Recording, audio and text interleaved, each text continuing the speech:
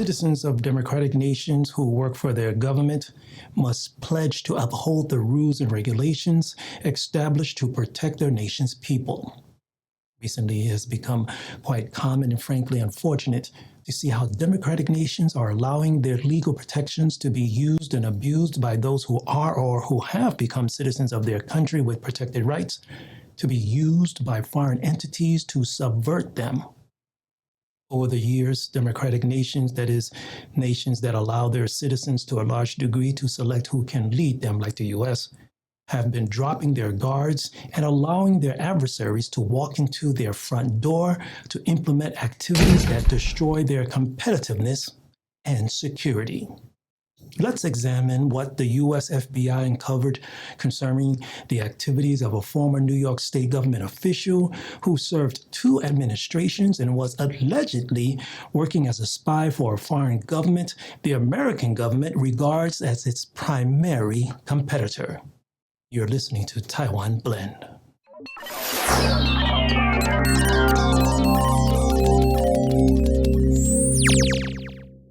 In the U.S. on September 3rd, Armed Forces Day or 军人节 in Taiwan, 2 Chinese-American citizens, Linda Sun or Sun Wen, a former New York governor's aide, and her husband, Chris Hu Xiao, were arrested by the FBI at their Long Island, New York mansion for being secret agents for the Chinese government.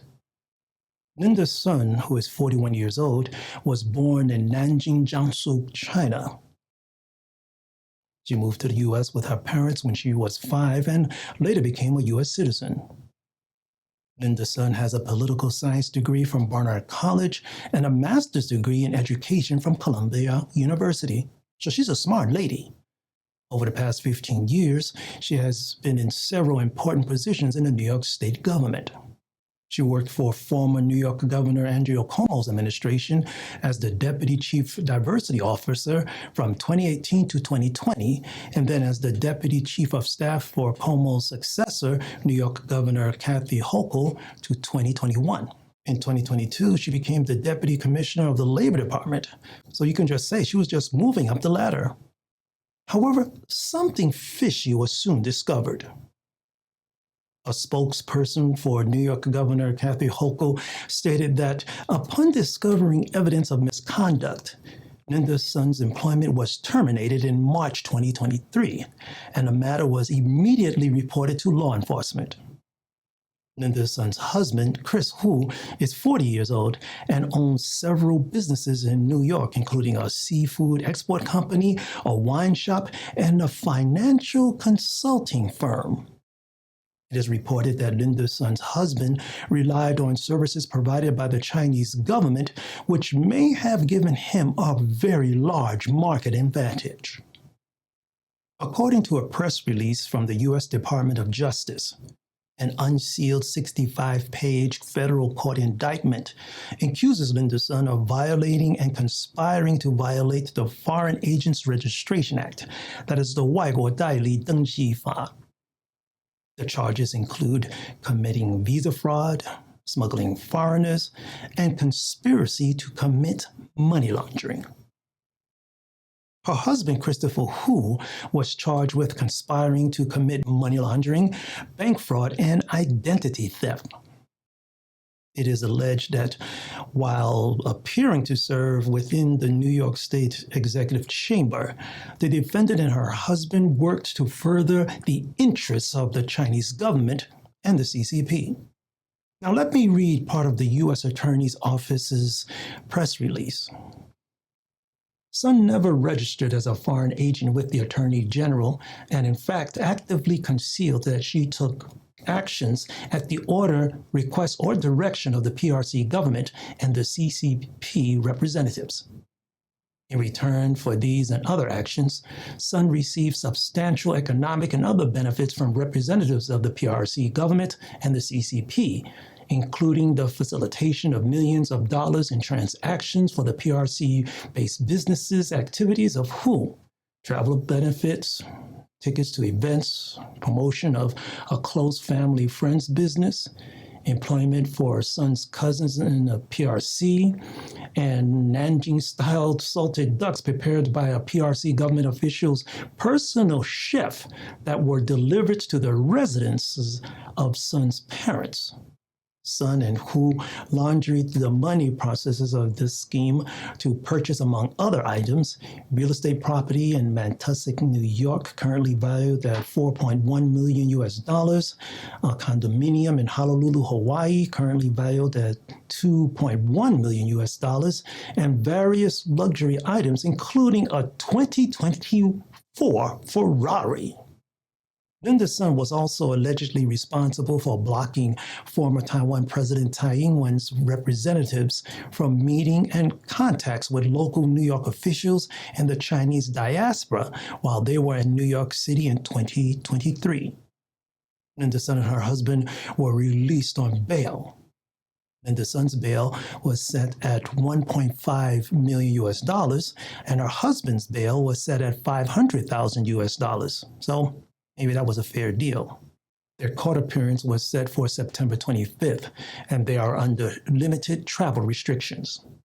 Now, there is much more to this occurrence, and Russia via Russia Today and China via its United Fronts program and Elite Capture program know this. The question now is, how deeply has the U.S. government allowed adversarial nations like Russia and China to infiltrate U.S. government agencies? Please take a listen to what Dr. Timothy Snyder, professor of history at Yale University and a permanent fellow at the Institute for Human Sciences in Vienna, has to say about related issues.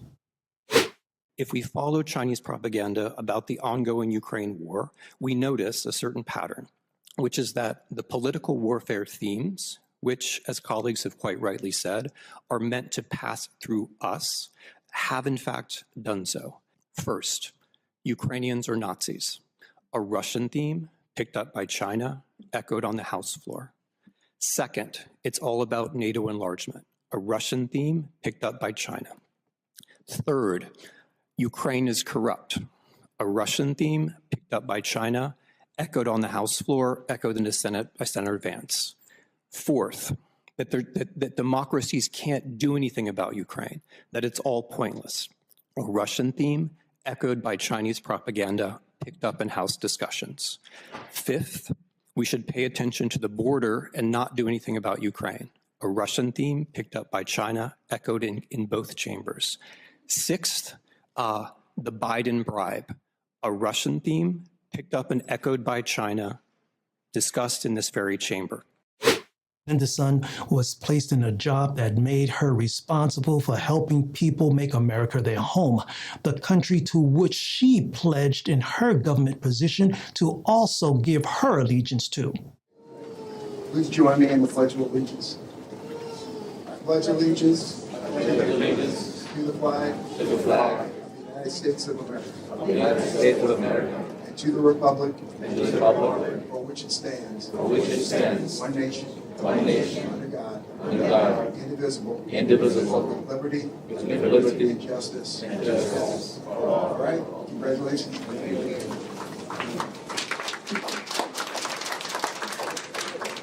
Linda's son and her husband, Chris, who are lucky that they just happen to be citizens of a country where the accused are presumed innocent straight up to the time they are proven guilty.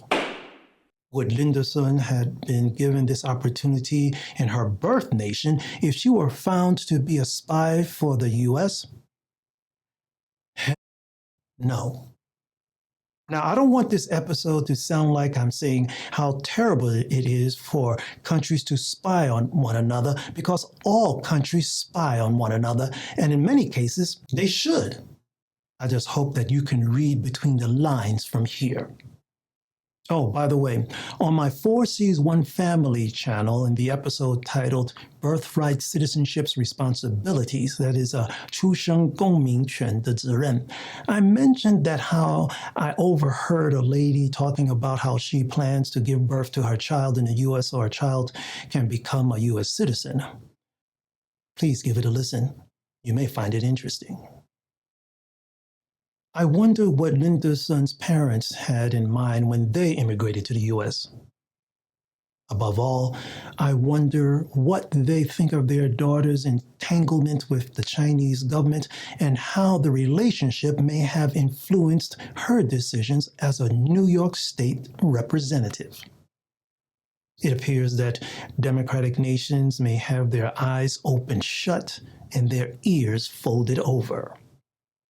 Also on the 4Cs One Family channel, I discussed how Russia was caught using the willingness of Western YouTube influencers to spread their propaganda.